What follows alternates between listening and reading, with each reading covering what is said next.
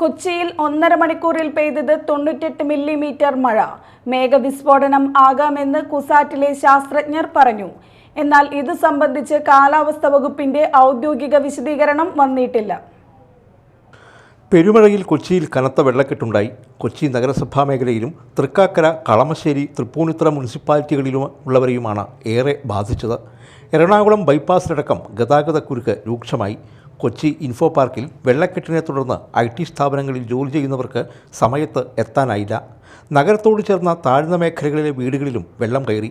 Fort കൊച്ചിയിൽ KSRTC ബസ്സിന് മുകളിലേക്ക് മരം വീണെങ്കിലും ആർക്കും പരിക്കില്ല. കളമശ്ശേരിയിൽ വെള്ളം ഉയർന്നതോടെ ഒറ്റപ്പെട്ടുപോയവരെ ഫയർഫോഴ്സ് എത്തി രക്ഷപ്പെടുത്തി. കളമശ്ശേരിയിൽ സാഹിത്യകാരി പ്രൊഫസർ M. ലീലാവതിയുടെ വീട്ടിൽ അടക്കം വെള്ളം കയറി. ലീലാവതി ടീച്ചറെ മകൻ്റെ വീട്ടിലേക്ക് മാറ്റി. നിരവധി പുസ്തകങ്ങൾ വെള്ളക്കെട്ടിൽ നശിച്ചു. Media time, Kochi.